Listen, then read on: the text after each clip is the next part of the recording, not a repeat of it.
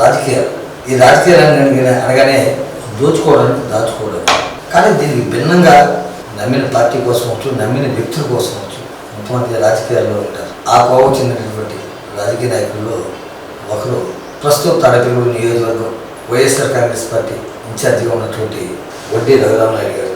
గతంలో ఈయన కాంగ్రెస్ పార్టీలో ఉంటూ రాజశేఖర రెడ్డి గారితో సన్నిహిత సంబంధాలు కొనసాగిస్తూ ఆయన మరణాంతరం ఆయన కుమారుడైన జగన్మోహన్ రెడ్డి గారు సొంతంగా పార్టీ పెట్టడంతో ఆ వైఎస్ఆర్ కాంగ్రెస్ పార్టీలోకి వచ్చి జగన్మోహన్ రెడ్డి గారితో షర్మిల గారితో వీళ్ళందరితో కూడా పాదయాత్రలో పాల్గొని ఆ కుటుంబానికి అండదండగా ఉంటూ చాలామంది నాయకులు అధికారం ఏ పార్టీ నుండి ఆ పార్టీకి వెళ్ళిపోతారు. కానీ అలా వెళ్లకుండా నమ్మిన వ్యక్తి కోసం అదే పార్టీలో ఉంటూ కొనసాగుతూ ఉన్నటువంటి వైఎస్ఆర్సీపీ సీనియర్ నాయకులు, రాష్ట్ర రైతు విభాగం ఆక్వాకల్చర్ రైతు విభాగం రాష్ట్ర కార్యదర్శి గారు, అప్సరా వైస్ చైర్మన్ గారు పనిచేసినటువంటి వడ్డీ రఘురామనాయుడు గారితో ఈరోజు మనం ఉన్నాం. ఆయన అడిగి ప్రస్తుతం రాజకీయ పరిస్థితులు ఏ విధంగా ఉన్నాయి, తాడేపల్లిగూడెం అంటేనే బొలిశెట్టి హవా అంటారు, అటువంటి బొలిశెట్టి హవాని ఏ విధంగా ఎదుర్కోబోతున్నారు, రానున్న స్థానిక సంస్థల ఎన్నికలు వైఎస్ఆర్ కాంగ్రెస్ పార్టీని ఏ విధంగా ముందుకు నడిపిస్తున్నారు అనే విషయాలు ఆయన అడిగి తెలుసుకున్నాం. నమస్తే అండి రఘురామనాయుడు గారు. నమస్తే. రాజశేఖర రెడ్డి గారితో ప్రయాణం చేశారు. మీ యొక్క అన్నగారు కజిన్ పొట్టి వెంకట వసంత్ కుమార్ గారితో ప్రయాణం చేశారు. అయితే ఆయన కాంగ్రెస్ పార్టీలో ఉన్నారు, వైఎస్ఆర్సీపీలో రాలేదు. కానీ మీరు వైఎస్ఆర్సీపీలోకి వచ్చేసారు కాంగ్రెస్ పార్టీ నుంచి. దీనికి కారణం ఏంటంటే ఉన్నటువంటి అనుబంధంతో కానీ ఆయనతో ఉన్నటువంటి మాకు సత్సంబంధాలు కానీ ఇవాళ ఆయన నాయకత్వ పటిమను మేము అభిమానించే వ్యక్తులుగా రాజశేఖర రెడ్డి గారితో మేము ప్రయాణం చేసాం. రాజశేఖర రెడ్డి గారిని చూసాం. రాజశేఖర రెడ్డి గారి కుమారుడుగా వైఎస్ఆర్ కాంగ్రెస్ పార్టీని స్థాపించి రాజశేఖర రెడ్డి గారి కన్నా 4 అడుగులు ముందేసి నాన్నకన్నా ఎక్కువ ప్రజలకు ఏదో చేయాలి, ప్రజలందరినీ కూడా నాన్న ఆశయాలు తగ్గట్టుగా గ్రామ స్వరాజ్యం కోసం నేను నడవాలని ఏదైతే పార్టీ స్థాపించారో వైఎస్ఆర్ కాంగ్రెస్ పార్టీ, దానికి మేము ఆకర్షితులై రాజశేఖర రెడ్డి గారి కుమారుడుగా వైఎస్ జగన్మోహన్ రెడ్డి గారి వెంట నడవాలని మేము నిర్ణయించుకోవడం జరిగింది. అంటే నేను చెప్పేది ఏంటంటే రాజకీయం అంటేనే దాచుకోవడానికి 2014 అంటే కాంగ్రెస్ పార్టీ రాజశేఖర రెడ్డి గారి మరణాంతరం చాలామంది తెలుగుదేశంలోకి వచ్చి మళ్ళీ అక్కడ పదవులు అనిపించి లేదా భారతీయ జనతా పార్టీలోకి వెళ్ళి అక్కడ పదవులు అనిపించి 2014-19 వరకు తెలుగుదేశం పార్టీ అధికారంలో రాష్ట్రం వెళ్ళిపోయిన తర్వాత అప్పుడు మళ్ళీ ఆ పార్టీలోకి వెళ్ళిపోయారు. కానీ మీరు వెళ్ళకుండా ఆ రోజున జగన్మోహన్ రెడ్డి గారి వెనక ఎందుకున్నారు?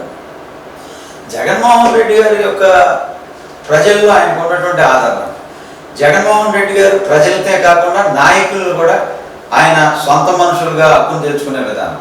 అయితే జగన్మోహన్ రెడ్డి గారు ఏదైతే విజన్ ఉందో పేద ప్రజలకి మనం ఏదోటి చేయాలి, నాన్నకన్నా 4 రెట్లు మనం ఎక్కువ చేయాలనే ఒక దృఢ సంకల్పం ఏదైతే ఉందో దానికి మేమందరం ఆకర్షితులయ్యాం. మీరు చెప్పినట్టుగా జగన్మోహన్ రెడ్డి రాజశేఖర రెడ్డి గారి కన్నా ఎక్కువ ప్రజలు మమేకమైపోవాలంటూ జగన్మోహన్ రెడ్డి గారు వాలంటీర్ వ్యవస్థ, సచివాలయ వ్యవస్థ అంటే దళారీ వ్యవస్థ అంటే ఒక వ్యక్తికి ఎవరైనా సర్టిఫికేట్ కావాలన్నా ఇంకోటి కావాలన్నా ఒక నాయకుడి దగ్గరికి వెళ్ళి అయ్యా నాకు ఇది కావాలి లేకపోతే ఇంకోటి కావాలి లేకపోతే 100 రూపాయలు 200 500 తెచ్చుకోవాల్సిన పరిస్థితిని అంటే దళారీ వ్యవస్థనే రూపుమాపి వాలంటీర్ వ్యవస్థ తీసుకొచ్చి సచివాలయ వ్యవస్థ తీసుకొచ్చి ప్రజలకి ప్రభుత్వానికి అనుసంధానం చేసింది. అయినప్పటికీ కూడా మొన్న జరిగిన ఎన్నికల్లో వైఎస్ఆర్సీపీ ఘోర పరాజయం పాలైంది. దీనికి కారణం ఏంటంటే గతంలో 40 ఏళ్ళు అనుభవం ఉండి నేను ఈ సెల్ ఫోన్ లేకపోతే హైటెక్ సిటీ కంప్యూటరైజేషన్ అంతా నేనే కనిపెట్టానని చెప్పి నాయకులను మీరు కూడా చూశారు, నేను చూసాను, రాష్ట్ర ప్రజలు చూశారు, దేశ ప్రజలు చూశారు. కానీ ప్రజల వద్దకే పాలనని నినాదంతో పార్టీలు గెలిచారు, ఓడారు, పార్టీ కార్యక్రమాలు చేశారు. కానీ ప్రజల వద్దకే పాలనని చెప్పిన నాయకులు చూశాం. కానీ ప్రజల వద్దకే పాలన, ప్రజల వద్దకే అధికారులు, ప్రభుత్వమే ప్రజల ముంగిట ఉండే విధంగా చేసిన మటుకి వైఎస్ జగన్మోహన్ రెడ్డి గారు. వైఎస్ జగన్మోహన్ రెడ్డి గారు ఇదివరకు గతంలో జన్మభూమి కమిటీలను పెట్టి ఇవాళ ఏదైనా ఒక వృద్ధా పెన్షన్ ఇవ్వాలన్నా లేకపోతే ఏదైనా ప్రభుత్వ బెనిఫిషియరీకి ఏదైనా పథకాలు ఇవ్వాలన్నా అక్కడ ఆ మున్సిపాలిటీలు ఉంటే ఆ కౌన్సిలర్ల దగ్గర లేకపోతే ఆ నాయకుల దగ్గర పడిగాపులు కాసి మధ్యాహ్నాలు ఆ నాయకుడు వెళ్ళి ఇంటికి వచ్చేదాకా మళ్ళీ కాపలా కాసి అన్నీ కూడా మనం చూసాం. జగన్మోహన్ రెడ్డి గారు తన సుదీర్ఘమైనటువంటి 3640 కిలోమీటర్లు పాదయాత్ర చేసినప్పుడు ఆయన చూశాడు, ఇవన్నీ చూశాడు. పేదల కష్టాలు, జనాలు చెప్పి, ఆటో సోదరులు చెప్పి, అక్కచెమ్మలు చెప్పి, రైతులు చెప్పి యువత చెప్పేయని చూశాను. అలాగే యువతని ఒక ఎంప్లాయ్మెంట్ దిశగా తీసుకెళ్ళాలి. చదువుకున్నప్పుడు చాలా మంది ఉన్నారు, ఇది ఒకటి చేయాలనే ఉద్దేశంతో వాలంటరీ వ్యవస్థను తీసుకొచ్చాడు. అలాగే గ్రామ సచివాలయాలు పెట్టాడు, విలేజ్ క్లినిక్లు పెట్టాడు. దీని ద్వారాగా ఎంబీబీఎస్ చదివిన డాక్టర్లను విలేజ్ క్లినిక్లో అపాయింట్మెంట్ చేస్తే డిగ్రీలు చదివి ఇంజనీరింగ్ సిఎస్సీలు చదివి ఇవాళ అమెరికా వెళ్ళాక ఇవాళ ఎన్నో ఇబ్బందులు పడుతున్న వాళ్ళందరూ కూడా కొన్ని లక్షల ఉద్యోగాలను క్రియేట్ చేశారు. ఇవన్నీ చేయటం వల్ల ట్రాన్స్పరెన్సీగా ఇవాళ డీబీటీ కానీ నాన్ డీబీటీ ద్వారా కానీ 2,75,000 కోట్లని ఈ రాష్ట్ర ప్రజలకి ముంగిటికి చేర్చినటువంటి వ్యక్తి ఆనాటి ముఖ్యమంత్రి వైఎస్ జగన్మోహన్ రెడ్డి గారు. ఇవాళ ఏదైతే వాలంటరీ వ్యవస్థ, ఏదైతే గవర్నమెంట్ నామ్స్ ఉంటాయి, ఆ నామ్స్ ప్రకారం ఒక బెనిఫిషియరీ దానికి అప్లై చేస్తే గ్రామ సచివాలయానికి వెళ్ళి 5-10 దినాల్లో వాళ్ళ ఇంటి ముందుకే ఆ యొక్క పథకాన్ని వచ్చే విధంగా ఆయన తయారు చేశారు. ఇది ఉండటం వల్ల ఏమైందంటే ఇవాళ కార్యకర్తలకు పని లేకుండా పోయింది. ఇవాళ కార్యకర్తలు ఇవాళ ఎన్నో సంవత్సరాల తర్వాత 2019లో పార్టీ వచ్చింది. ఇవాళ పార్టీకి మనం ఎంతో కష్టపడి చేసాం, ఏదో చేయాలనే భావం వీళ్ళలో ఉంది. కానీ అదే వాలంటరీ బెనిఫిషియరీ ఇంటికి వెళ్తే కూర్చోబెట్టి కాఫీ పెట్టి భోజనం పెట్టి పంపించేవారు. అదే కార్యకర్త బెనిఫిషియరీ ఇంటికి వెళ్ళి ఏమా అంటే నువ్వెవరో అనే పరిస్థితికి మనస్తాపానికి చెందారు కార్యకర్తలు. ఇది జగన్మోహన్ రెడ్డి గారి లోపం కాదు. ఏదైతే నాయకులు నియోజకవర్గ స్థాయిలో ఎవరైతే నాయకులు ఇవాళ జగన్మోహన్ రెడ్డి గారి ఆదేశాల ప్రకారం ఆ నియోజకవర్గాన్ని ముందుకు నడుపుతారో వాళ్ళు కార్యకర్తలను చూసే బాధ్యత తీసుకోవాలి. అది కొన్ని చోట్ల బలంగా జరిగింది, కొన్ని చోట్ల జరగకపోవడం వల్ల కార్యకర్తలు నేనే ఉన్నాను, జగన్మోహన్ రెడ్డి గారితో రోజు కలిసి తిరుగుతాను, ఆయనకి నాకు అనుమాన సంబంధం ఉంది. నేనే జగన్మోహన్ రెడ్డి గారి దగ్గరికి వెళ్ళాను, నన్ను చూడకుండా పక్క నుంచి ఆయన వెళ్ళిపోయాడు. అప్పుడు నేనేం మనోదరికి చెందుతాను? అయ్యా నేను రోజు వస్తున్నాను, నన్ను నా చూసుకుంటూ వెళ్ళిపోయాడు ఏంటంటే నాకు మనోదం. ఇన్ని సంవత్సరాలు పార్టీ జెండా మోసి భుజాన్న మోసి 2011 నుంచి ఇప్పటి వరకు పార్టీ కష్టాల్లో ఉన్నా నష్టాల్లో ఉన్నా పార్టీ జెండా మోసుకుని వైఎస్ జగన్మోహన్ రెడ్డి గారిని వైఎస్ రాజశేఖర రెడ్డి గుండెలో పెట్టిన కార్యకర్తకు బాధ ఉందండి. నేను ఒక కార్యకర్తగా చెప్తున్నా, నేను నాయకుడిగా చెప్పట్లా. నాయకుడు ఎవరో కాదు, కార్యకర్త లేదా నాయకుడే లేడు, ఎవరైనా కార్యకర్తే. వీరన్నట్టుగా నాయకుడు సంగతి కాసేపు పక్కన పెట్టేద్దాం. వాళ్ళకి వ్యవస్థ తీసుకొచ్చి ఉండడం వల్లే వైఎస్ఆర్ కాంగ్రెస్ పార్టీ మన ద్వారా పరాజయం పాలైంది అనేది మీ మాటలోనే కొంత అర్థమైంది, ప్రజలు కూడా చెప్తున్నారు. అది వాస్తవం కదా సార్? ఇప్పుడు మీకు అదే చెప్తున్నాను, ఒక ట్రాన్స్పరెన్సీగా చేయాలా, అవినీతి రహితంగా చేయాలా. అవునండి, ప్రజలు కూడా చేశారు, ప్రజలు అర్థం చేసుకోలేదు కదా. ఏమంటే ప్రజలకి అర్థం చేసుకోలేదు అనేది కాదండి, కూటమి చెప్పే మాయ మాటలకి ట్రాక్లో పడ్డారు అంతే. ఇవాళ మీరు చెప్తున్నారు, ఇన్ని మాటలు చెప్తున్నారు, వాలంటీ వ్యవస్థ ఎన్ని చెప్తున్నారు. రైతుకి కేంద్ర ప్రభుత్వం సంబంధం లేకుండా, కేంద్ర ప్రభుత్వం నుంచి 6,000 సంబంధం లేకుండా 20,000 ఇస్తా అన్నారు. ఇది 3వ సంవత్సరం గడిచింది. రైతుకి ఎంత ఇవ్వాలంటే 60,000 వాళ్ళు కేంద్ర ప్రభుత్వం తీసేస్తే ఇప్పుడు వరకు ఎంత ఇచ్చారండి? 15,000 ఇచ్చారు, మన 4,000 ఇచ్చి 16,000 ఇచ్చారు. అది మాయ కదా. ఇప్పుడు రైతులకు తెలవట్లేదా? తెలుస్తుంది కదా. ఇప్పుడు నీకు 15,000 నీకు 15,000 అన్నీ చెప్పారు. ఎంతమందికి ఇచ్చారు వాళ్ళ ప్రజలకు తెలుస్తుంది కదా. అలాగే ఏదైతే ప్రతి ఆడబిడ్డకు 18 నెలలు నిండితే 1,500 కాడికి ఇస్తా అన్నారు. ఇవాళ 3వ సంవత్సరం అయింది, 8,000 ఇవ్వాలి. ప్రజలకు తెలియట్లేదా? అంటే మీరు చెప్పారంటే ఇప్పుడు ప్రస్తుతం అట్లా ఈ కూటమి ప్రభుత్వం పనితీరు ఏ విధంగా ఉందంటారు? ఏమంటే కూటమి ప్రభుత్వం పనితీరు అంటే లేనిది ఉన్నట్టుగా, ఉంది లేనట్టుగా. ఇదివరకు రాజధాని 2014, 15, 16 మధ్యలో రాజధాని బొమ్మలో గన్నవరం ఎయిర్పోర్ట్లో ఉండే శంఖపూర్ బొమ్మలన్నీ తెచ్చి గన్నవరం ఎయిర్పోర్ట్లో పెట్టి ఇదే రాజధానిని చూపించారు. మీరు చూశారు, నేను చూశా, ప్రజలు చూశారు, ఫ్లైట్ కూడా ప్రతి ఒక్కరు చూశాడు. రాజధాని అక్కడ ఉందా? లేదు ఉన్నట్టు ఉంది లేనట్టు చెప్పడంలో ఆయన గోల్డ్ మెడలిస్ట్ చంద్రబాబు నాయుడు గారు. ఇప్పుడు మీరు రాజధాని అన్నారు కాబట్టి చెప్తున్నారు, ఒకే చోట రాజధాని అంటే పరిపాలన బాగోదు. ప్లస్ ఏంటంటే ఒకే చోట అభివృద్ధి జరుగుతుంది, 3 చోట్ల అభివృద్ధి జరగాలి, సమన్యాయం జరగాలని మీ అధ్యక్షుడు జగన్మోహన్ రెడ్డి గారు ఒక రాజధాని కాదు 3 రాజధానులు ముద్దు అంటూ ముందుకెళ్ళారు. అటు తెలంగాణ, రాయలసీమ, ఆంధ్ర, ఉత్తరాంధ్ర. కానీ ఆ ఎన్నికల్లో 3 చోట్ల కూడా రాష్ట్రం మొత్తం కూడా 3 వద్దు 1 ముద్దు అంటూ కూడా మిమ్మల్ని ఓడించారు. దీనికి కారణం ఏంటంటే 2015లో చంద్రబాబు నాయుడు గారు రైతుల దగ్గర నుంచి 33,000 ఎకరాలు ఫుల్ చేశారు. ఇవాళ ఏ సంవత్సరం అంటే 2026 సంవత్సరం. 2015 నుంచి 19 వరకు ఎలక్షన్ వరకు చంద్రబాబు నాయుడు గారు ముఖ్యమంత్రిగా ఉన్నారు. ఇప్పుడు 2015లో ఏదైతే 33,000 ఎకరాలు ఫుల్ చేశారో ఎంతమందికి మీరు ప్లాట్లు ఇచ్చారు, ఎంతమందికి కమర్షియల్ ప్లాట్స్ ఇచ్చారు? తర్వాత జగన్మోహన్ రెడ్డి గారు వచ్చారు. జగన్మోహన్ రెడ్డి గారు వచ్చాక జగన్మోహన్ రెడ్డి గారిని ఒక రాజకీయ కక్షతోని అమరావతికి అక్కడ ఏదో కమ్మవారు ఉన్నారని దాన్ని కుల ప్రాతిపదికగా పెట్టి వాళ్ళ కమ్మవారికి యాంటీ కమ్మవారు ఉన్నారు కాబట్టి ఈ ప్రాంతానికి జగన్మోహన్ రెడ్డి గారు యాంటీ అనే ఒక విషయాన్ని జల్లి నాన్న యాగి యాగి యాగి చేశారు. ఆయన ఆలోచించాడు జగన్మోహన్ రెడ్డి గారు ఇవాళ హైదరాబాదు ఇవాళ డెవలప్ అయింది. హైదరాబాద్ చుట్టూ ఉన్న ప్రాంతాలు డెవలప్ అవట్లా. ఆ చుట్టూ ఉన్న వాళ్ళు హైదరాబాద్ వచ్చి అక్కడ ఉద్యోగాలు చేసుకున్నా వ్యాపారాలు చేసుకున్నా మనుగడ సాగిస్తున్నారు కాబట్టి ఇవాళ మనకు 2024 వరకు హైదరాబాద్ ఉమ్మడి క్యాపిటల్గా ఉంది. మీరు ఎందుకు పరిగెత్తుకుంటూ వచ్చారు ఇక్కడికి? అంతా తయారయ్యాక రావాలి. మీరేదో ఏదో చేసేద్దాం ఏదో చేద్దామని వచ్చారు, సంతోషం. ఇవాళ జగన్మోహన్ రెడ్డి గారు ఏం ఆలోచించారు? ఇవాళ ఇది అమరావతి ఒక రాజధానిగా, అలాగే వైజాగ్ ఒక ప్రాంతంగా, అలాగే కర్నూలు ఒక ప్రాంతంగా. అంటే ఇదివరకు గతంలో కర్నూలు ఉండేది కాబట్టి అది న్యాయ రాజధానిగా, ఇది ఒక రాజధానిగా, అదొక రాజధానిగా. ఇక్కడ సెక్రటరియట్, అసెంబ్లీ, ఏదైనా కౌన్సిల్ ఇక్కడ ఉంచేసి ఆర్థికంగా వైజాగ్ ఇలా 3 ప్రాంతాలు అభివృద్ధి చెందడం వల్ల రాయలసీమలో ఉన్నటువంటి నిరుద్యోగులు కానీ అక్కడ ప్రజలు కానీ అక్కడ భూములు కానీ డెవలప్మెంట్ అక్కడ అవుతుంది. అలాగే వైజాగ్ ప్రాంతంలో క్యాపిటల్గా అక్కడ ఉండటం వల్ల సాఫ్ట్వేర్ కానీ సముద్ర తీరానికి దగ్గరగా ఉంటాయి కానీ ఎక్స్పోర్ట్ ఇంపోర్ట్లు కూడా అక్కడ ఉపయోగపడుతుంది. కాబట్టి ఎందుకంటే ఇవాళ 46,000 కోట్లు ఈ దేశంలో ఎక్స్పోర్ట్ అవుతుంది మెరైన్ నుంచి, ఫ్రాన్ కానీ ఫిష్ కానీ క్రాప్ కానీ. ఈ రాష్ట్రం నుంచి 77% నియర్లీ 36,428 కోట్లు ఎక్స్పోర్ట్ అవుతుంది. ఎక్స్పోర్టింగ్ మనం ఇలా బొంబాయి వెళ్ళి చెన్నై వెళ్ళి ఇలా చేస్తున్నాం కదా, దాన్ని ఎక్స్పోర్ట్గా మనం వైజాగ్ని క్యాపిటల్గా పెట్టి చేయడం వల్ల అది ఎక్కువ డెవలప్మెంట్ అంతా ముందు చూపుతూ దాన్ని అలా చేయడం జరిగింది. కరెక్టే. ఇప్పుడు ఆయన ఒక ముందు చూపుతోటి ముందుకెళ్ళాడు, 3 ప్రాంతాల అభివృద్ధి కోరుకుంటూ ముందుకెళ్ళాడు జగన్మోహన్ రెడ్డి గారు. కానీ ప్రజలు అది ఎందుకు అర్థం చేసుకోలేదు? ఇప్పుడు అర్థం చేసుకుంటున్నారు కదండి. ఎప్పుడైనా మనం ఏదైనా చెప్తే ఇప్పుడు అవతలోడు ఇప్పుడు మనం నేను ఉన్నానండి, నాకు మందు అలవాటు లేదు, నేను కళ్ళు చెట్టు దగ్గర కూర్చున్నా, నా ఫ్రెండ్స్ అందరూ కళ్ళు తాగుతున్నారు, నేను అక్కడ పచ్చడి ఉందని నాకా, మీ దగ్గర అయినా పక్క అయినా చూసాడు, కళ్ళు తాగితేనే కదా పచ్చడి నాగాడని కళ్ళు తాగాడని చెప్తారు. ఇవాళ రాజధాని అని చెప్పారు, ఇప్పుడు తెలుస్తుంది రైట్. ఇప్పుడు మళ్ళీ పుల్లింగ్ అంటున్నారు. మీరే కదా ప్రభుత్వం నడిపేది. ఇప్పుడు ఇంత అర్థంతరంగా మోడీ గారు శంకుస్థాపన చేసినటువంటి రాజధానిని మళ్ళీ దీన్ని రాజధానిగా అసెంబ్లీలో తీర్మానం చేయాల్సిన అవసరం ఏముంది కంగారుగా? ఓకే.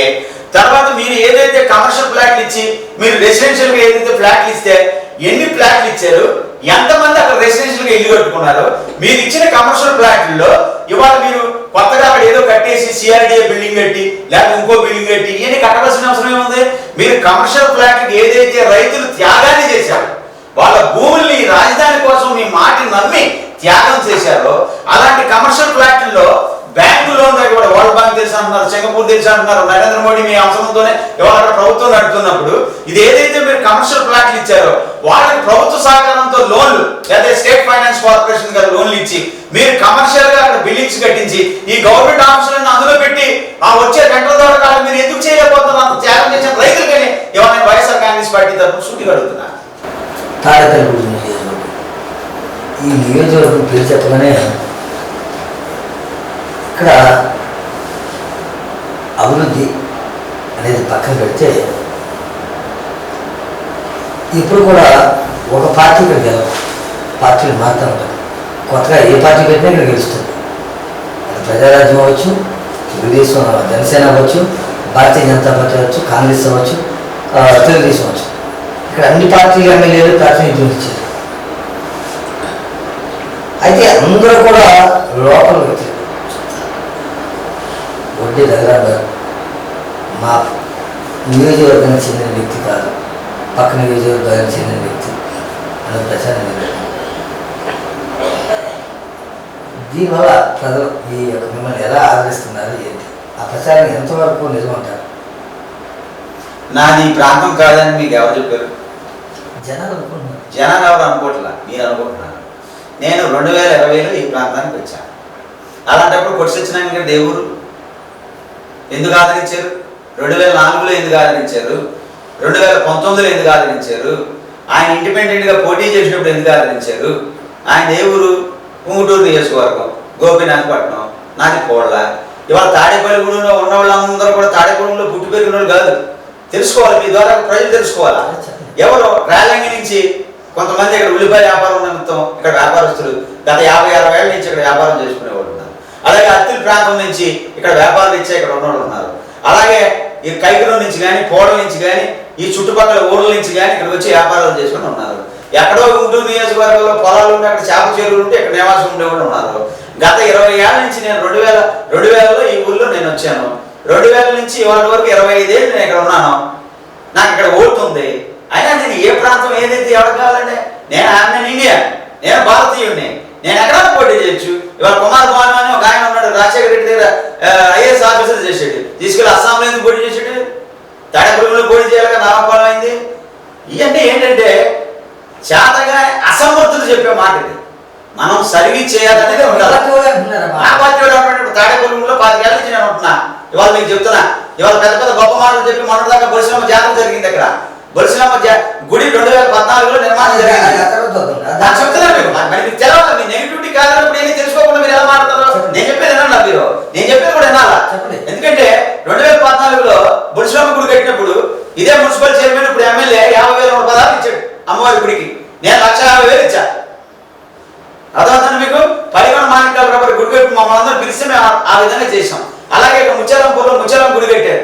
ముత్యాలం గుడి మీద బంగారం గోపురం ఉంటుంది, 8.5 లక్షలు ఖరీదు చేసే గోపురం.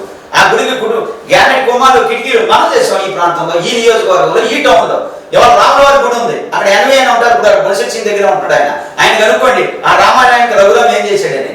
అలాగే దేవి మంగళం గుడి ఉంది, ఎవరు ఏం చేశారో కనుక్కోండి. గోకులం గుడికి ఏం చేశారో జరగండి. ఈ నియోజకవర్గంలో అత్యంత స్థాయిలో చర్చిలకి ఏదైనా సహకారం అందించిన ఎవరో కనుక్కోండి. అలాగే మసీదుకి కానీ, గుళ్ళకు కానీ సహకారం 25 ఏళ్ళ నుంచి సర్వీస్ చేస్తాను. నేను ప్రజల మధ్యలో ఉన్నా. నేను సర్వీస్ చేయడం నాకు ఇష్టం. దానికి సర్వీస్ చేయాలంటే ఒక రాజకీయంగా మనం ఏ మనిషికైనా ఒక సహాయం ప్రభుత్వం ద్వారా చేయాలంటే రాజకీయంలోనే ఉంటేనే మనం ప్రజలకు సహాయం చేయగలం. మనం ఏది సహాయం చేయాలన్నా మనం ఒకటి దగ్గరికి వెళ్ళి ఆయన బతిమలాడుకుని కాళ్ళు ఏర్పడి ప్రజలు సహాయం చేసే అవసరం మనకు లేదు. మనం ప్రజల మధ్యలో ఉండాలని మనం వెళ్తా ఉన్నాం. ఇప్పుడు ఈ ఆంజనేయులు గారి దేవుడు, ఈ ఆంజనేయులు గారి తాడేపూడువా చెప్పండి. మీరు అది కూడా కొడు సత్యనారాయణ గారి దేవుడు, ఈ ఆంజనేయులు గారి దేవుడు, నా దేవుడు అని చెప్పండి. అన్ని చెప్పినప్పుడు నేను సమాధానం చెప్తా.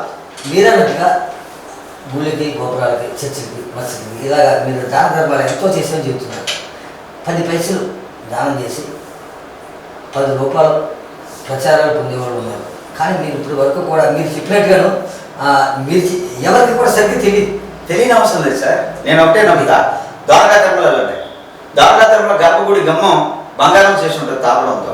అలాగే మకర తోరణం, చిన్న మకర తోరణం, 16 ఏళ్ళు పుట్ట, స్వామివారి పెట్టం, 2 సింహాలు ఎవరు చేశారు ద్వారకా తిరుమలలో అడగండి.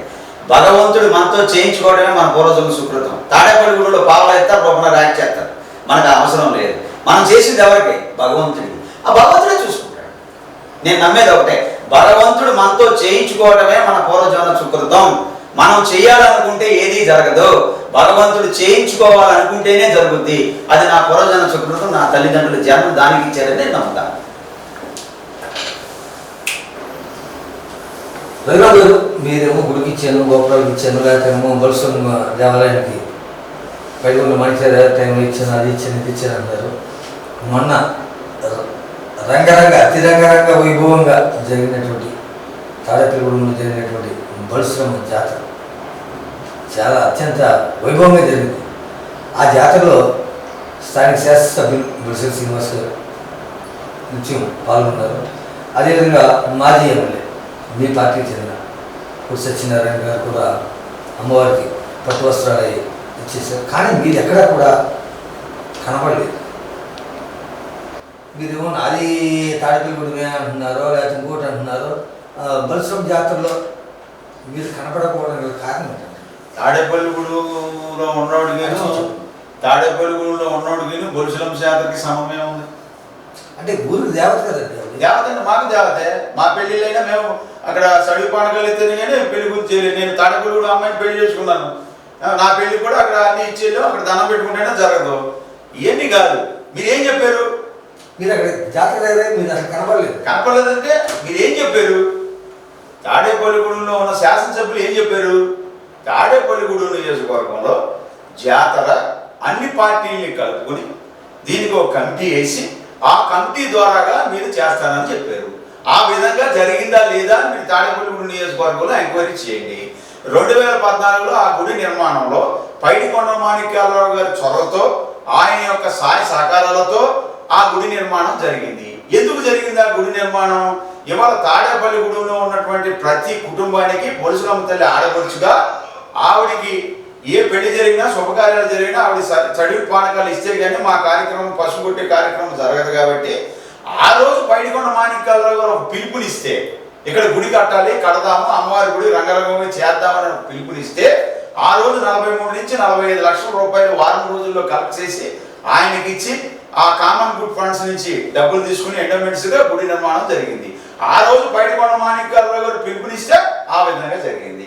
తర్వాత వైఎస్ జగన్మోహన్ రెడ్డి గారు ముఖ్యమంత్రిగా ఆయన సహాయ సహకారాలతోని అప్పుడు ఉన్నటువంటి దైవాదాయ ధర్మాదాయ శాఖ మంత్రి కొట్టి సత్యనారాయణ గారు ఒక పిలుపునిచ్చారు, అమ్మవారికి వెండి తాపడం చేద్దామని అని ఇచ్చారు. మీరు అడిగారు నన్ను, బొలుసులమ్మ గుడికి జాతరలో కనపడలేదే అని. గుడి కట్టినప్పుడు నేను ఏమి ఇచ్చానో మీకు చెప్పా. 1,50,000 నేను ఇచ్చా. ప్రతి సంవత్సరం 1000 కేజీలు రైస్ పంపుతా. అలాగే అక్కడ పచ్చిపోవడం అక్కడ కమిటీని అడగండి. నేను చెప్తే బాగోదు, అమ్మవారికి ఇచ్చిన డబ్బా కొట్టుకున్నట్టు ఉంటుంది. రెండోది కొట్టి సత్యనారాయణ గారు పిలుపునిచ్చారు, అమ్మవారికి వెండి తాపడం చేద్దాం, బంగారం అవి కూడా చేద్దాం, చీరది చేద్దాం, భక్తులు ఇమ్మన్నారు. ఆ రోజు వెండి తాపడం కోసం 5.5 కేజీలు వెండి ఇచ్చాను నేను సింగిల్గా. తర్వాత ఎన్నో కార్యక్రమాలు మనం చేస్తాం. అది కొట్టి సత్యనారాయణ గారు పిలుపునిస్తే ఊవెత్తున వెండి వచ్చింది, బంగారం వచ్చింది. కొట్టి సత్యనారాయణ గారి టైంలో అక్కడ బంగారు మన ఉయ్యాల ఏదో చేయించారు, వెండి ఉయ్యాల. అలాగే రథం చేయించారు, కోనేరు చేయించారు. అలాగే ఒక కళ్యాణ మండపం, బొలుసులమ్మ ఏసీ కళ్యాణ మండపం కట్టారు. అది వైఎస్ జగన్మోహన్ రెడ్డి గారు ముఖ్యమంత్రిగా ఆయన సహాయ సహకారాలతో ఈ ఎండోమెంట్ మినిస్టర్గా చేశారు. గతంలో ఈలాంజనేయులు గారు ఎండోమెంట్ మినిస్టర్గా చేసినప్పుడు ఆయన చేశారు. ఇప్పుడు బొలుసులమ్మ పేరు మీద, బొలుసులమ్మ అమ్మవారి పేరు మీద ఎవరు పిలుపునిచ్చినా రిక్షా తొక్కుకునే కార్మికుడికి రోజుకు 100 రూపాయలు తెచ్చుకుని 50 రూపాయలు బొలుసులమ్మకి ఇస్తాడు. అది బొలుసులమ్మ మీద ఉన్న నమ్మకం, రాజకీయ నాయకుల మీద ఉన్న నమ్మకం కాదు, అది అమ్మవారి మీద ఉన్న నమ్మకం. ఇవాళ బొలిశెట్టి సీల్ గారు కమిటీ వేసి చేయాలి. అది ఎండోమెంట్స్ డిపార్ట్మెంట్లో ఉంది. ఎండోమెంట్ డిపార్ట్మెంట్లో కమిటీ వేయకుండా ఇన్ని కోట్ల రూపాయలు ఎలా వసూలు తెచ్చారు, ప్రజలకు ఏం సమాధానం చెప్తారు? మీరేం చెప్పారు? బొలుసులమ్మ సాక్షిగా ఇక్కడ రాజకీయాలు జరగలేదని చెప్పారు. బొలిశెట్టి సీల్ గారు మాట్లాడుతూ బొలుసులమ్మ సాక్షిగా, ఎవరు సాక్షిగా? మీ అమ్మ నాన్న సాక్షిగా కాదు, అమ్మవారు సాక్షిగా ఇక్కడ రాజకీయాలు జరగలేదని అన్నారు. మరి రాజకీయాలు జరగనప్పుడు ఊరంతా మీ పోస్టర్లు ఎందుకు ఉన్నాయి? ఆర్కెస్ట్రాలు పెట్టి పవన్ కళ్యాణ్ పాటలు ఎందుకు వాయించారు? ఇవాళ 2014లో పైడికొండ మాణిక్యాలరావు గారి సహకారంతో ఇక్కడ గుడి నిర్మాణం జరిగింది. అప్పుడు 14 నుంచి 20 మంది పెద్ద దాతలు ఉన్నారు. ఆ దాతలందరినీ అదే స్టేజ్ మీద పిలిచి అమ్మవారు ప్రతిపించి మీరు ఎందుకు సత్కారం చేయలేదు? అలాగే కొట్టి సత్యనారాయణ గారి టైంలో వెండి ఇచ్చిన దాతలు ఉన్నారు, బంగారం ఇచ్చిన దాతలు ఉన్నారు. వాళ్ళందరినీ పిలిచి అమ్మవారు ప్రతిపించి మీరు ఎందుకు సత్కారం చేయలేదు? అలాగే నేను అడుగుతున్నప్పుడు మీకు సహకరించారు, కొన్ని కోట్ల రూపాయలు మీరు వసూలు చేశారు. ఈ వసూలు చేసిన దాతల పేర్లు మన ఫోటోలు వారి పోస్టుల మీద తెచ్చుకునే కన్నా మున్సిపాలిటీలో తాడేపల్లిగూడెం టౌన్లో ఏదైతే హోల్డింగ్స్ ఉన్నాయో ఆ హోల్డింగ్ మీద 5,000 నుంచి 1,00,000 రూపాయలు ఇచ్చిన దాతలు, పైన ఇచ్చిన దాతల పేర్లన్నీ కూడా రాసి వాళ్ళ అమౌంట్లు రాసి మీరు పెట్టున్నట్టయితే మీరు చెప్పినటువంటి వాగ్దానానికి, మీరు చెప్పినటువంటి బొలుసులమ్మ సాక్షికి అర్థం ఉంటుందని చెప్తున్నా. బొలుసులమ్మ నిజమైన సాక్షాత్తు, నిజంగా శక్తిగల దేవత. అమ్మవారికి శక్తులు ఉన్నాయి కాబట్టి ఏమి చేసుకోవాలన్నా బొలుసులమ్మ నిర్ణయం చేసుకోండి. ఇవాళ నేను ఒక అపోజిషన్ లీడర్గా, వైఎస్ఆర్ కాంగ్రెస్ పార్టీ కోఆర్డినేటర్గా, ఇవాళ ఈ ప్రాంతంలో నేను ఎవరైతే ఎమ్మెల్యే ఉన్నాడో ఆయనకు సమానంగా నేను ఒక అపోజిషన్ లీడర్గా నేను బొలుసులమ్మ గురించి, అక్కడ జరుగుతున్న విషయాల గురించి మాట్లాడే హక్కు నాకు ఉంది.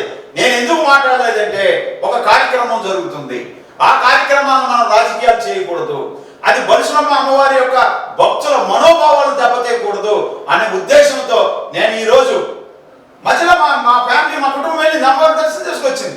ఇవాళ నేను ఎల్లు కానించి ప్రెస్ అంతా వస్తారు, ఇక్కడ ఏం జరుగుతుంది అని అడుగుతారు. దానివల్ల అమ్మవారి మనోభావాలు దెబ్బతినకూడదు ఉద్దేశంతో ఈ రోజు ఉదయం నేను బొలుసులమ్మను దర్శించుకున్నాను. నేను అన్ని అమ్మవారికి నాకు కావాల్సిన కోరికలు నేను కోరుకున్నాను.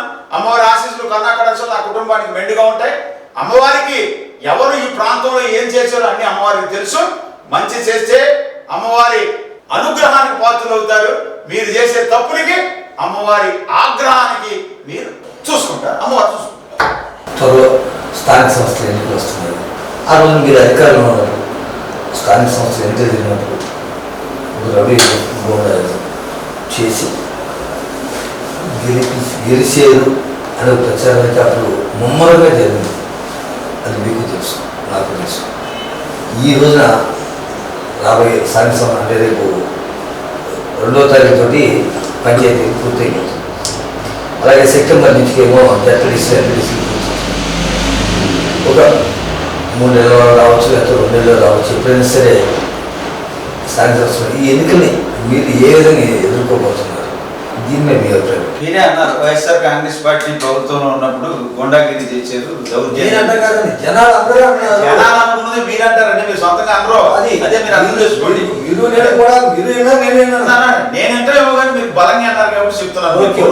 మీరు అన్నారు తర్వాత తెలుగుదేశం ప్రభుత్వం 2024లో ఎలక్షన్ జరిగింది. గొప్ప మెజారిటీతో గెలిచారు, సంతోషం. ప్రజలు అవకాశం ఇచ్చారు, మమ్మల్ని పోరాటం చేయమన్నారు, మనం పరిపాలించమని పోరాటం చేస్తాం. ప్రశ్నిస్తా అన్నోడే ప్రశ్నించినప్పుడే ప్రశ్నించే బాధ్యత మేము తీసుకుంటాం. ఎందుకంటే 40% ఓటు బ్యాంక్తో ఉన్నటువంటి వైఎస్ జగన్మోహన్ రెడ్డి గారు ఈ దేశంలోనే నరేంద్ర మోడీ గారి కన్నా తర్వాత అంత ప్రజాదరణ కలిగిన నాయకుడు వైఎస్ జగన్మోహన్ రెడ్డి గారు. అలాంటి పార్టీలో ఉన్నందుకు మేము గర్వపడుతున్నాం.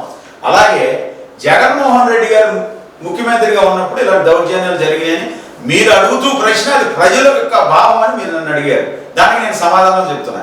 2024లో ముఖ్యమంత్రి అయిన తర్వాత చంద్రబాబు నాయుడు గారు పులివెందుల ఎలక్షన్ జరగలేదా? జడ్పీటీసీ ఎలక్షన్ అక్కడ ఏం జరిగింది? దౌర్జన్యం జరిగిందా? గాంధీవాదంతో ఎలక్షన్ జరిగిందా? భారత రాజ్యాంగం పరమైన ఎలక్షన్ జరిగిందా? మీరు చెప్పాలి నాకు. అలాగే కొన్ని ఎలక్షన్లు జరిగింది. ఆ ఎలక్షన్లో దౌర్జన్యం జరిగిందా? గోండాగిరి జరిగిందా? దాదాగిరి జరిగిందా? కాళ్ళు ఇరిసేసారా?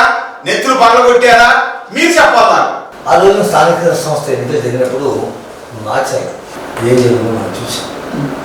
1,000 మంది వెళ్ళినప్పుడు దేవిని వీళ్ళందరూ వెళ్ళినప్పుడు అక్కడ కారుని కూడా బద్దలు కొట్టి ఇచ్చేసారు. అంటే అక్కడ ఆ రోజున కొన్ని ఛానల్స్ చూపించిన ప్రత్యక్ష ప్రచారాలు అవ్వచ్చు, లేకపోతే ఇదే వచ్చు, మనం చూసాం. బాబు ఈ రకంగా ఉంటారా? ఇప్పుడు కూడా ఆ విధంగా జరిగేటట్టు ఉంటుందంటారా? లేకపోతే ప్రశాంతంగా జరుగుతుందంటారా? మీరు బోండా అమ్మ అది వెళ్ళినప్పుడు కారు అద్దాలు పడగొట్టేసారు, అది ఇదని అన్న మీరు చెప్పారు. మరి మనం బై ఎలక్షన్లో వాళ్ళు చేసిందేంటి? వాళ్ళు చేసిందేంటి, వీళ్ళు చేసిందేంటి? అది కూడా మీరు బేర్ చేయాలా? ఆ రోజు ఎందుకు జరిగింది ఆ సంఘటన? వైఎస్ఆర్ కాంగ్రెస్ పార్టీ అందరూ రోడ్డు మీద ఉంచున్నారు, పోలింగ్ జరుగుతుందనో ఏదో జరుగుతుంది. రెచ్చగొట్టే విధంగా గ్లాసులు కిందకి తీసి పెదాలతో నోటితో కన్సైకిల్తో ఏం చెప్పారో మనం చూసాం. దానికి ప్రతి ఏం జరిగిందో మీరు చూసారు. ఇవాళ ప్రజల్లో జగన్మోహన్ రెడ్డి గారు మళ్ళీ వస్తే బాగుంటుంది అనేటువంటి దృఢ సంకల్పం ప్రజల్లోకి వెళ్ళింది. ప్రజలు ఏం కోరుకుంటున్నారు? ఇదివరకు ఏదో పథకం, వారం వరకు 10 రోజులకు 15 రోజులకు ఏదో పథకం వచ్చింది. ఇవాళ మీరు చెప్పండి, ఆ రోజు జగన్మోహన్ రెడ్డి గారు ముఖ్యమంత్రిగా ఉన్నప్పుడు కోవిడ్ అనే మహమ్మారి ఈ దేశంలో, ఈ రాష్ట్రంలో, ఈ ప్రపంచంలోనే ఎంత ఉద్ధృతమో మీరు చూశారు. ఇవాళ జగన్మోహన్ రెడ్డి గారు వ్యాక్సినైజేషన్ కానీ, ఇవాళ సిస్టమేటిక్గా ఎవరైతే కోవిడ్ బాధపడతారో వాళ్ళందరినీ ఒక హాస్పిటలైజేషన్ కానీ, బయట జపానీస్ టెక్నాలజీస్తో ఏసీ డాక్టర్లు పెట్టి ఏ విధంగా చేశారో మీరు చూశారు. ఇవాళ కోవిడ్ ఉన్న టైంలోనే ఇవాళ అత్యంత మరణాలు తక్కువగా ఉన్న రాష్ట్రం కింద వైఎస్ జగన్మోహన్ రెడ్డి గారు తీసుకొచ్చారు. ఆ విధంగా పరిపాలన చేశారు. ఇవాళ ఆ పరిపాలన అంతా కూడా ఆ కోవిడ్ టైంలో ఏదైతే జగన్మోహన్ రెడ్డి గారు చెప్పిన నవరత్న పథకాలు ఉన్నాయి, అవన్నీ వేయటం వల్ల వాళ్ళ చేతుల్లో డబ్బులాడి వాళ్ళ ప్రోటీన్లు తీసుకోవడం కానీ, కుటుంబ నేపథ్యం కానీ చాలా సర్వైనటువంటి మీరు అందరూ చూశారు. అలాగే వివిధ రంగాలు కూడా, వ్యవసాయ రంగం కానీ, ఆక్వా రంగం కానీ, అన్ని విధాలుగా కూడా ఆదుకున్నాడు. ఇవన్నీ వాళ్ళ ప్రజలకు గుర్తొస్తున్నాయి. ఇవాళ ఒక పథకం వేస్తే మళ్ళీ సంవత్సరం దాకా పథకం ఉండదు, కాపు నేస్తం ఏమైందో తెలవదు. ఇవన్నీ ఉన్నాయి. ఇవన్నీ ఇప్పుడు ప్రజలకు అర్థమవుతుంది. ఈ ఓటనే ఇప్పుడు ఈవీఎంలో ఏదో జరిగిందని ఒక ఐఏఎస్ ఆఫీసర్ చెప్తాడు, ఈవీఎంలో ఏదో జరిగింది. అత్యున్నతమైన ఫైనాన్స్ మినిస్టర్ నిర్మలా సీతారామన్ గారి భర్త పక్కల ప్రభాకర్ గారు దీని గురించి కొంకాలుగా చెప్పారు. ఇలాంటి జేడీ లక్ష్మీనారాయణ గారు చెప్పారు. మరి ఎన్ని అనుమానాలతో ఉన్నటువంటి భారత రాజ్యాంగం అమలు పరిచేటువంటి ఈ ఓటింగ్ విధానంలో ప్రజలకు అనుమానాలతో ఉన్న ప్రజలకు నివృత్తి చేసేవచ్చినటువంటి బాధ్యత ఈ రాష్ట్రంలో పరిపాలించే ప్రభుత్వాలకు ఉంటుంది. ఇవాళ వాళ్ళ ప్రజలు తెలుసుకున్నారు జగన్మోహన్ రెడ్డి గారు ఉండడం వల్ల ఒక రజకుడికి ఈ పథకం వచ్చింది, లేదా ఒక ఆటో సోదరుడికి ఈ పథకం వచ్చింది, అమ్మఒడిగా ఏదో పడింది, లేదా కాపునేసం పడింది, ఏదో పథకం 5,000 10,000 ఏదో రొటేషన్ జరుగుతాం వల్ల ఇవాళ సర్వే అవ్వడం జరిగింది. అది అంతా కూడా రేపు ఎలక్షన్లో చూపిస్తారు.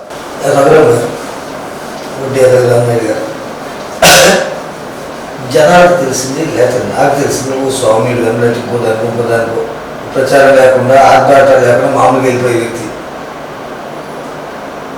వైఎస్ఆర్ కాంగ్రెస్ పార్టీ అంటేనే అంటే గతంలో మనం ఎన్టీ రామారావు గారిని చూసాం, కోట్ల విజయభాస్కర్ రెడ్డి గారిని చూసాం, మరి చెన్నారెడ్డి గారిని చూసాం, జనార్దన్ రెడ్డి గారిని చూసాం, లేకపోతే చంద్రబాబు నాయుడు గారిని చూసాం.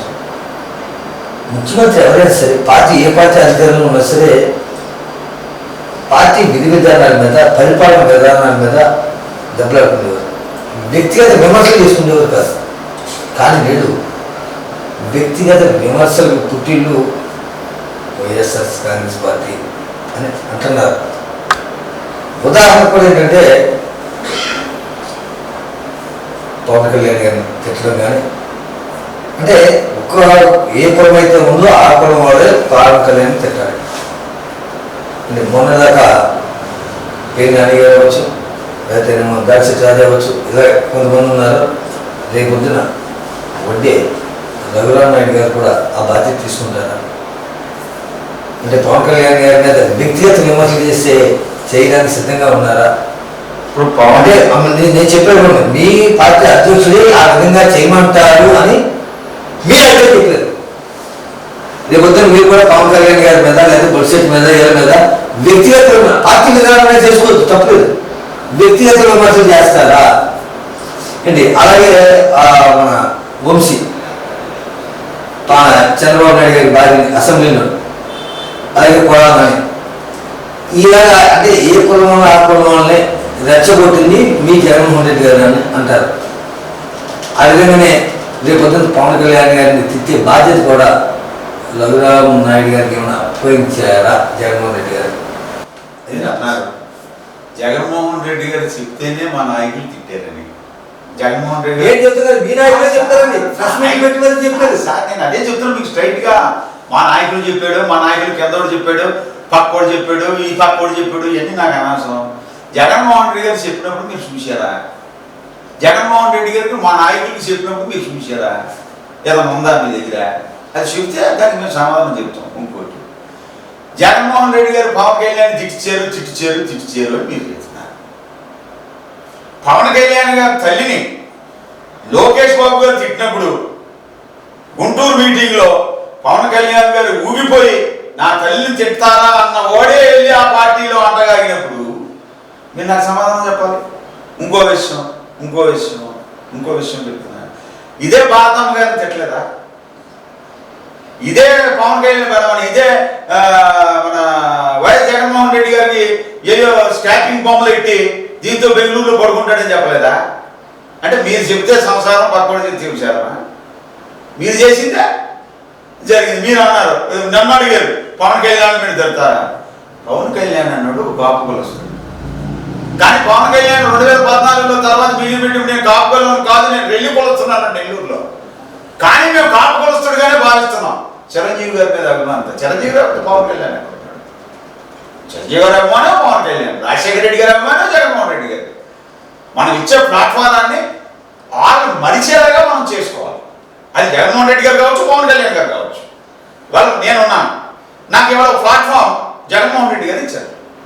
రేపు నేను ప్రజల మధ్యలోకి వెళ్ళి ఒక సామాన్యుడి కింద వెళ్ళినప్పుడు ప్రజలు ఇంత ఉన్నా కూడా ఈ రకంగా ఉన్నాడు, రేపు పొద్దున మనం ఇతను ఒకసారి చూడాలి, ఒకసారి ఇతనికి మనం సేవ చేయాలి, ఇతనితో మనం సేవ చేయించుకోవాలనే దృక్పథం చేసి ఇవాళ మనం పర్సనల్ ఇమేజ్ పెంచుకునేలాగా ఉండాలి. ఇవాళ మీరు అన్నారు పవన్ కళ్యాణ్ గారు మీరు తిడతారా? పరమశివసం నాకు అవసరం ఏముందండి? పవన్ కళ్యాణ్ నా కులస్తుడిగా పవన్ కళ్యాణ్ గారిని ఇప్పుడు ముఖ్యమంత్రి చేయమన్నాయి.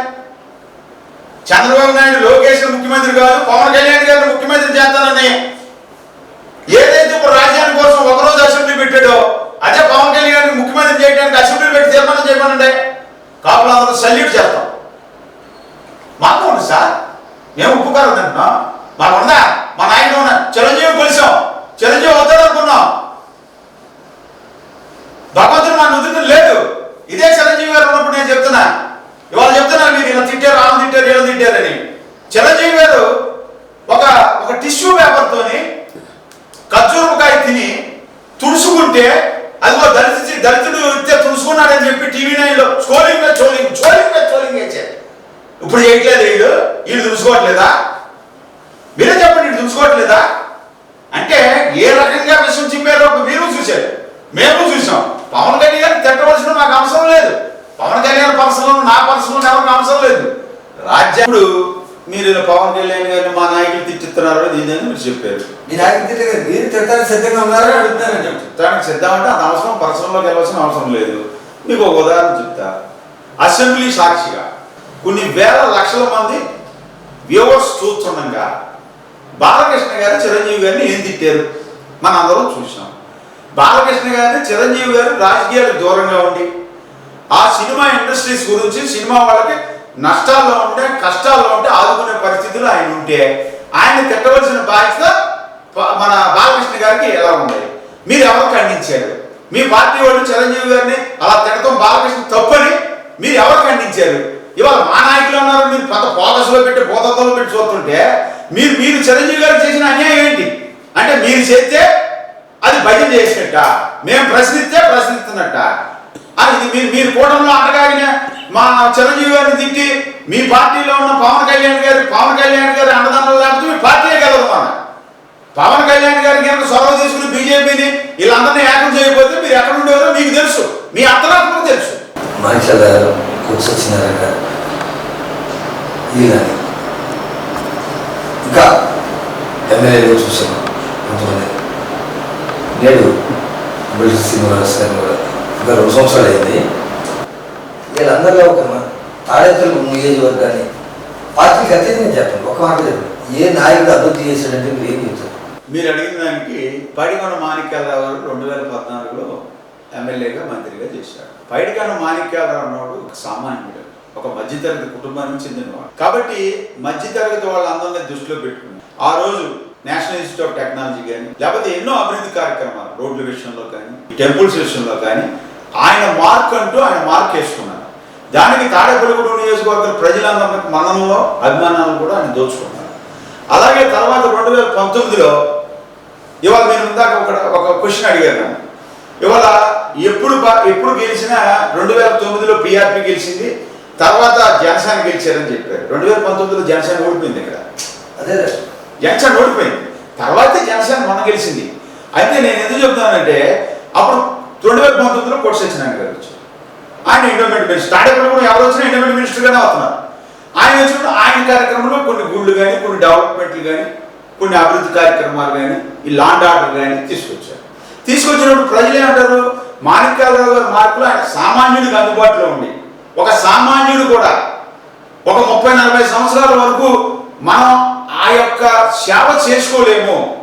వస్త్రం కానీ, అభిషేకం కానీ, ఎలవంలో దర్శనాలు కానీ, తాడేపల్లిగూడెం నియోజకవర్గంలో ప్రతి వారు కూడా ఆ దర్శనాలు చేసుకునే భాగ్యం పైడికొండ మాణిక్యాలరావు గారు కూడా జరిగింది. అభివృద్ధి కార్యక్రమాలు కూడా జరిగాయి.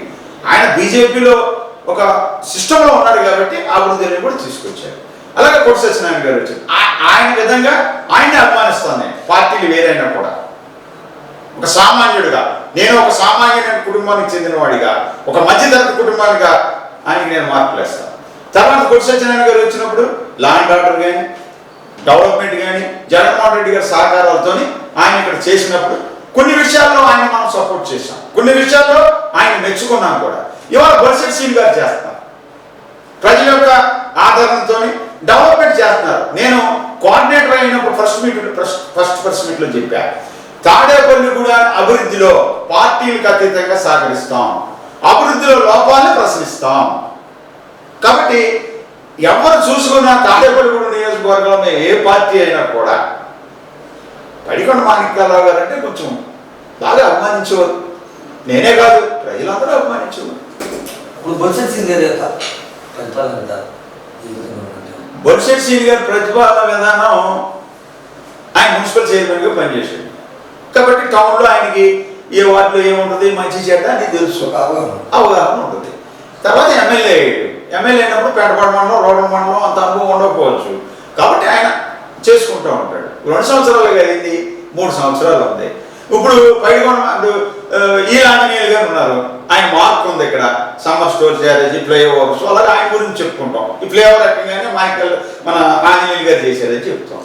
మాణిక్యాలరావు గారు మన కొట్టి సత్యనారాయణ గారు వచ్చేటప్పుడు 4లో వచ్చినప్పుడు హార్టికల్చర్ యూనివర్సిటీ తీసుకొచ్చాడు, అలా 2వ ఫ్లైఓవర్ వేసాడు, ఇది చెప్పుకుంటాం. మాణిక్యాలరావు గారు వచ్చారు, నేషనల్ ఇన్స్టిట్యూట్ ఆఫ్ టెక్నాలజీని ఈ దేశంలో ఉన్నదాన్ని ఇక్కడ తీసుకొచ్చాడు, ఆయన గురించి చెప్పుకుంటాం.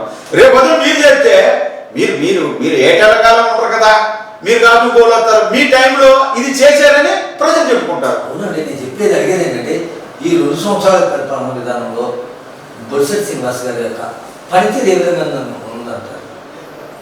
అంటే పార్టీ రకంగా కాదు, వ్యక్తిగతంగా నేను పార్టీకి సంబంధం లేకుండా తాడేపల్లిగూడెంలో ఒక పౌరుడిగా మీకు నేను చెప్తా. తాడేపల్లిగూడెంలో ప్రజలు బొలిశెట్టి శ్రీని గారిని ఎన్నుకున్నారు. పాలన బొలిశెట్టి శ్రీని గారు చేయట్లేదని ప్రజల్లో ఒకలాంటి బలమైనటువంటి విధానం జరుగుతుంది. ఇక్కడ ఎవరు చేస్తున్నారనేది మీకు తెలుసు, మాకు తెలియదు. మీరు ఎంక్వైరీ చేయండి, మా నోటితో మీరు చెప్పకూడదు, మీరు ఎంక్వైరీ చేయండి. ప్రజల చేత ఎన్నుకోబడ్డ వ్యక్తి బొలిశెట్టి శ్రీని గారు, కానీ పాలన బొలిశెట్టి శ్రీని గారు చేయట్లే, ఇంకో వ్యక్తి చేస్తున్నారు. ఇది ప్రజల్లో బలంగా ఉంది. బొలిశెట్టి శ్రీని గారు ఏ పార్టీ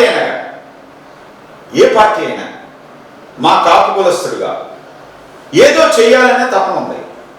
తపన లేదని మనం చెప్పట్లా. నేను పౌరుడిగా చెప్తున్నా, తాడేపల్లిగూడెంలో ఓటర్గా చెప్తున్నా, పార్టీ పక్కన పెట్టండి. ఇవాళ తాడేపల్లిగూడెంలో ఒక అపోజిషన్ లీడర్గా, వైఎస్ఆర్ కాంగ్రెస్ పార్టీ కోఆర్డినేటర్గా అభివృద్ధి ఏం జరిగింది, ఎలా జరుగుతుంది, ఈ అభివృద్ధిలో అవినీతులు జరుగుతున్నాయా? ఇవాళ జాఫర్తో ఇంటర్వ్యూ చేస్తా ప్రజల దగ్గర డబ్బులు తీసుకుని అది లంచాలే అనుకోండి, ఏమన్నా అనుకోండి, నేను అభివృద్ధి చేస్తానని చెప్పారు తాడేపల్లి నియోజకవర్గ ఎమ్మెల్యే గారు. తర్వాత ఏం చెప్పారు, ఇదే కూటమి నాయకులు నాతో తిరుగుతూ నన్ను సంపాదన చూస్తున్నారని ఆయన పబ్లిక్ స్టేట్మెంట్ ఇచ్చారు. మళ్ళీ లేటెస్ట్గా ఒక స్టేట్మెంట్ ఇచ్చారు, క్యాడర్ కలుపుకోగలం కానీ నాయకులను కలుపుకోలేని తాడేపల్లిగూడెంలో అభివృద్ధికి సహకరించట్లేదని. మీరు అభివృద్ధి చేసేలా చేయవలసిన బాధ్యత, ప్రశ్నించవలసిన బాధ్యత తాడేపల్లిగూడెం నియోజకవర్గ కోఆర్డినేటర్గా వైఎస్ఆర్ కాంగ్రెస్ పార్టీగా మేము అడగాలి తప్ప, మీ కూటమిలో మీకు కూటమిగా ఏదైతే పోటీ చేసినప్పుడు ఉన్నటువంటి ఈ కూటమి యొక్క బంధుత్వం ఇప్పుడు చెడిపోయినట్టుగా మీరే చెప్తున్నారు. కాబట్టి మీరు ఇప్పుడు బొలిశెట్టి జాతర చేశారు, జాతర చేసినప్పుడు అక్కడ మీ కూటమిలో ఉన్న నాయకుడే వచ్చి ఇక్కడ సరిగ్గా చేయట్లేదు, ఇక్కడ రాజకీయాలు చేస్తున్నారని ఆయనే చెప్పాడు. ఇప్పుడు మీలో మీరు ముందు సఖ్యత చేసుకోండి. మీరు సఖ్యత చేసుకుంటే అప్పుడు మీరు మీ వ్యాపారాలు మీకు ఉన్నాయి. బొలిశెట్టి శ్రీని గారు, మీ వ్యాపారం మీది, మీ పర్సనల్ మాకు అవసరం లేదు. మీరు తాడేపల్లిగూడెం నుంచి అభివృద్ధి చేస్తున్నారు, మేము కూడా అభివృద్ధి చేస్తే మిమ్మల్ని ఇది చేస్తాం, అప్రిషియేట్ చేస్తాం. ఆ అభివృద్ధిలో ఏదైనా లోపాలు ఉంటే ప్రశ్నిస్తాం, మీకు ముందే చెప్పాం. ముందు మీరు కూటమి నాయకులతో, మీరు కూటమి ప్రభుత్వంలో ఉండి చంద్రబాబు నాయుడు గారు ముఖ్యమంత్రిగా ఉన్నప్పుడు మీ ప్రభుత్వంలో మీరు చేసే పనులు మంచి పనులని మీరు ముందు కూటమితో చెప్పించండి, తర్వాత మేము మాట్లాడతాం. మీరు రాష్ట్ర రైతు విభాగం, ఆత్మ రైతు విభాగం వర్కింగ్ ప్రెసిడెంట్ గారు, అదే అప్సరా వైస్ చైర్మన్గా పనిచేశారు. అంటే ఈ ప్రభుత్వం ఏ ప్రభుత్వం అయినా సరే అధికారంలో రాకముందు రైతే రాజు, రైతే దేశానికి విముఖ అంటారు. అధికారంలోకి వచ్చిన తర్వాత రైతులను పట్టించుకోరు. అగ్గిపుల్ల తయారు చేసేవాడు కూడా రేపు నిర్ణయించి అమ్ముతున్నాడు. శాశ్వతంగా దొరికే త్రాగునీరు కూడా బాటిల్లో పెట్టి అమ్ముతున్నాడు. కానీ రాత్రనక పగలనక ఎండనక వాననక కష్టపడి పండించిన పంట రైతు అది ఏదైనా వచ్చు, చేప వచ్చు, రొయ్య వచ్చు, ఉల్లి వచ్చు, ఇతర అపరాలు ఏదైనా వచ్చు, రైతులు పండించిన పంటకి రైతులు దాన్ని నిర్ణయించలేకపోతున్నారు. దీనికి కారణం ఏంటంటే ఇవాళ ఈ రాష్ట్రంలో 974 కిలోమీటర్ల రేడియస్లో కోస్తా కారిడార్. ఈ కోస్తా కారిడార్లో రొయ్యలు కానీ, చేపలు కానీ, క్రాప్ కానీ పంటలు పడుతూ ఉంటాయి. ఇవాళ దేశంలో 46,000 కోట్ల చిల్లర ఎక్స్పోర్ట్ అవుతే ఈ రాష్ట్రం నుంచి 36,420 కోట్లు ఎక్స్పోర్ట్ అవుతుంది. అంటే 75%, 76.9% ఎక్స్పోర్ట్ జరుగుతుంది. ఇవన్నీ దృష్టిలో పెట్టుకుని వైఎస్ జగన్మోహన్ రెడ్డి గారు ముఖ్యమంత్రి అవ్వగానే ఆక్వాకల్చర్ డెవలప్మెంట్ అథారిటీ అనేది ఒకటి పెట్టారు. ఇది ప్రపంచంలో ఎక్కడా లేదు, ఒక్క నార్వేలో ఉండేది. నార్వేలో ఎందుకు ఉండేదంటే అక్కడ సాల్మన్ ఫిష్ ఎక్స్పోర్ట్ అయ్యేది కొన్ని లక్షల డాలర్లు. దానివల్ల ఇక్కడ మన ఫ్రాన్ ఎక్స్పోర్ట్ అవుతుంది కదా బాగా అని చెప్పేసి ఆక్వాకల్చర్ డెవలప్మెంట్ అథారిటీ అని పెట్టి ఇవాళ ఏదైతే ఎక్స్పోర్టర్ల మీద అదే మాట్లాడి అడిగిన క్వశ్చన్ మీకు అర్థమైంది కదా, రైతులు పండించేదానికి ఏమో ధర నిర్ణయించలేకపోతున్నారు, అది ఊరిలో కూడా అవచ్చు, ఇతర అపరాధం అవ్వచ్చు ఏంటి. అదే మిగతాకి ఏమో దాన్ని నేర్చుకున్నాడు, అగ్రపరుడు దాన్ని నేర్పుతున్నాడు, శాశ్వతంగా వాటర్ బాటిల్ నీరు కూడా ఓ రేట్ నుంచి అమ్ముతున్నాడు. ఇప్పుడు ధాన్యం కొనుగోలు ఉన్నాయి. జగన్మోహన్ రెడ్డి గారు ఉన్నప్పుడు ఆర్బీకే కేంద్రాలు పెట్టారు. ఇవాళ తేమ ఉందని, తేమ శాతం అంత ఉందని ఇంత ఉందని ఇవాళ రైస్ మిల్లుల సందర్భంలో కొమ్మకైతే ఇవాళ జరుగుతున్న వ్యవస్థలో ఇవాళ 1750 రూపాయలు ఇవాళ ప్రభుత్వం నిర్ణయించిన ధరని కొంటున్నారంటే 1400కి 1300 కూడా రైతు ఇచ్చే పరిస్థితి ఉంది, తేమ ఉందని ఉద్దేశంతో. ఆ రోజు వైఎస్ జగన్మోహన్ రెడ్డి గారు ముఖ్యమంత్రి ఉన్నప్పుడు తేమ ఉన్నా కూడా ప్రభుత్వ రేటుకే పత్తి గింజ కొని ప్రతి జిల్లాలో ఒక ఐఏఎస్ ఆఫీసర్ని పెట్టి ఏదైతే రోడ్డు మీద కళాలు ఉన్నాయో ఆర్బీకే కేంద్రాల ద్వారా ప్రతి గింజ కొని తేమకు సంబంధం లేకుండా ఒక 1 రోజు 10 రోజులు డబ్బులు అటు ఇటు అవ్వచ్చు. దానికి ఏదో మేము ఎకాస్గా 24 గంటల్లో కోటములు చెప్పినట్టుగా చెప్పాం, మాకు అవసరం లేదు. డబ్బులు ఇప్పించాం, ప్రతి గింజ కొనుగోలు చేశాం, గిట్టుబాటు ధరలు ఇచ్చాం, ఆర్బీకే కేంద్రాల ద్వారా రేటు నిర్ణయాలు కూడా చేశాం, ఆర్బీకే కేంద్రాల ద్వారా రైతులకు ఎరువులు సప్లై చేశాం, పంట నమోదు కార్యక్రమం చేశాం. ఎంత పంట నమోదైంది ఈ రాష్ట్రంలో లెక్కలతో సహా మా గవర్నమెంట్లో చెప్పేవాళ్ళం, ఈ గవర్నమెంట్లో చెప్పానండి. అలాగే ఇవాళ ఏరుశనగ పంట ఇవాళ మీరు చూశారు పొగాకు రైతుల పరిస్థితి. వైఎస్ జగన్మోహన్ రెడ్డి గారు వెళ్ళి గుంటూరు మిర్చి యార్డ్లో పలకరిస్తే కానీ 1 లెటర్ కేంద్ర ప్రభుత్వానికి రాశారు. అలాగే బంగారుపూడి దగ్గర మా బంగారుపాలెంలో మామిడి రైతులకి జగన్మోహన్ రెడ్డి పలకరిస్తే 1 లెటర్ రాశారు. అలాగే మిర్చి రైతులకు 1 లెటర్ రాశారు. లెటర్ రాసి 6 నెలలు సంవత్సరం అయింది. రైతుకి ఏమేమి జరిగిందో చెప్పానండి కూడా ప్రభుత్వాన్ని. కేంద్ర ప్రభుత్వం అలసత్వమా రాష్ట్ర ప్రభుత్వం అలసత్వమా చెప్పానండి రైతులకి. అలాగే మీకు ఆక్వాలో కూడా అంతే. ఆక్వా పెడుతున్నాను రాష్ట్ర ప్రభుత్వం అంటే ప్రభుత్వాలు ఏదైనా సరే ఇవాళ అప్పుల్లో ఉన్న ప్రభుత్వం అంటే ఇడిపోయిన తర్వాత అప్పుల్లో ఉన్నప్పుడు కూడా ప్రత్యేకంగా ఆక్వా వల్ల రొయ్య అవ్వచ్చు, చేప అవచ్చు, ఇతర ఆక్వా ఎగుమతుల వల్ల దిగుమతుల వల్ల రాష్ట్ర ప్రభుత్వానికి 15 నుంచి 18% నికర ఆదాయం వచ్చేది ఏదైనా ఉందంటే ఆక్వా ఒకటే, సాగు పరిశ్రమల వల్ల. అది పోగా ఆక్వా వల్ల విదేశీ మార్కెట్ ద్రవ్యం కూడా వస్తుంది. అయినప్పటికీ కూడా అది కేంద్ర రాష్ట్ర ప్రభుత్వాలు ఆక్వా రైతులను పట్టించుకోవడం లేదు. ఒక పరిశ్రమ అడిగి ఇన్సూరెన్స్ ఇస్తున్నారు, సబ్సిడీలు ఇస్తున్నారు, భూములు ఇస్తున్నారు, అన్నీ ఇస్తున్నారు. కానీ ఆక్వా ఇంత ఆదాయాలు వచ్చినా విదేశీ మార్కెట్ ద్రవ్యాలు వచ్చినా ఆక్వా రైతులను కేంద్ర రాష్ట్ర ప్రభుత్వాలు పట్టించుకుంటారు. అది ఏ ప్రభుత్వమైనా సరే, ఏ ప్రభుత్వం వచ్చు, తెలుగుదేశం వచ్చు, కూటమి ప్రభుత్వం, ఏ ప్రభుత్వం సరే ఆక్వా రైతుల సమస్యలు ఏంటి, ఆక్వా రైతులకి ప్రభుత్వాలు ఏమిస్తే బాగుంటుంది అనుకుంటున్నారు.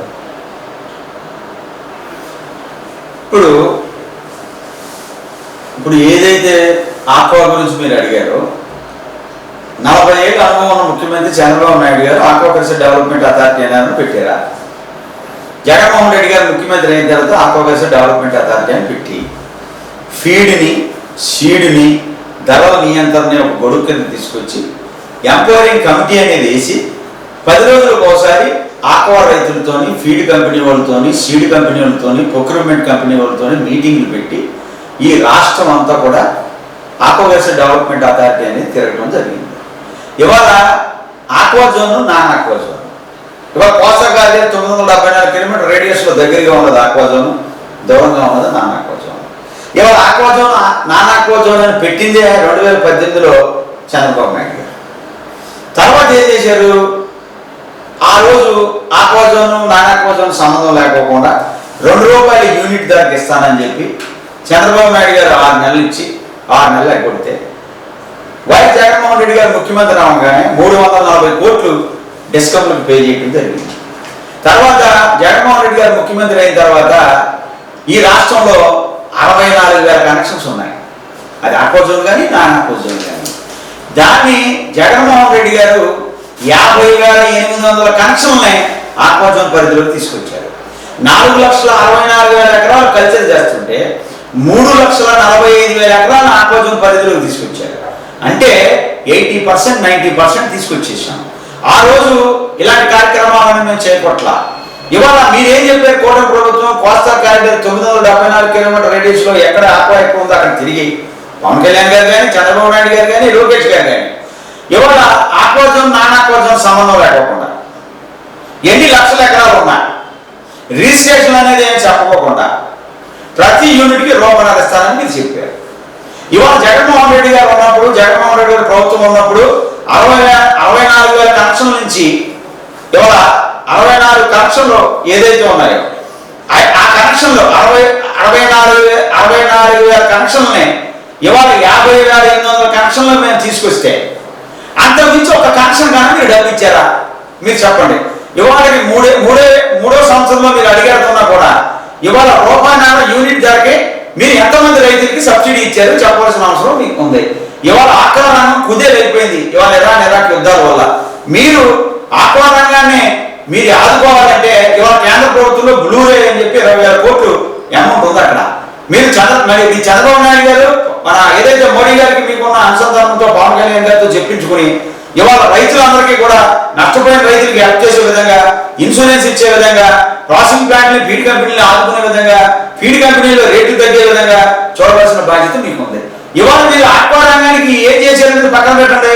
వాళ్ళు లోకేష్ గారు ఆస్ట్రేలియా నుంచి ఎన్నో బల్క్ ఆర్డర్ తెచ్చేసాం, ఇవాళ 100 కోట్లు 350 రూపాయలు వద్దని చెప్పారు. ఆస్ట్రేలియా జనాభా ఎంత? 2.5 కోట్లు 2.4 మంది ఉంటారు. ఆస్ట్రేలియా ఎక్కడి నుంచి తెచ్చుకుంటుంది? బోట్ల నుంచి, వియత్నాం నుంచి, ఇండోనేషియా నుంచి బై బోట్లు తెచ్చుకుంటుంది. ఆస్ట్రేలియా కన్జంప్షన్ ఎంత?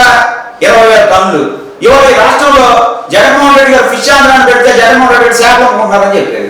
అప్పుడు ఈ రాష్ట్రంలో కన్జంప్షన్ ఎంత? 5-10,000 ఉంటే జగన్మోహన్ రెడ్డి గారు ముఖ్యమంత్రిగా ఉన్నప్పుడు ప్రాసెసింగ్ ప్లాంట్ మీద ఆధారపడి రైతులు నష్టపోకూడదని ఫిష్ ఆంధ్రాన్ని పెట్టి ఇవాళ ఫిష్ ఫెస్టివల్స్, ప్రాన్ ఫెస్టివల్స్ పెడితే సుమారు 40,000-50,000 టన్నులు ఇవాళ లోకల్ కన్జంప్షన్ పెంచాం. మీరు సాధించింది ఏంటి? ఇవాళ మీరు ఏ అవసరం మీరు ఆక్వా రైతులను ఆదుకోవాలంటే ఈ రిజిస్ట్రేషన్ లేకపోతే కాలయాపన చేయకుండా ప్రతి యూనిట్ ధరకి రూపాయల సబ్సిడీ మీరు ఇవ్వాల్సిందే. మీరు ఇవ్వనప్పుడు వైఎస్ఆర్ కాంగ్రెస్ పార్టీ తరఫున వైఎస్ జగన్మోహన్ రెడ్డి గారు నిర్ణయం తీసుకుని ఉద్యమం చేయడానికైనా రైతుల పక్షాన వైఎస్ఆర్ కాంగ్రెస్ పార్టీ సిద్ధంగా ఉంది.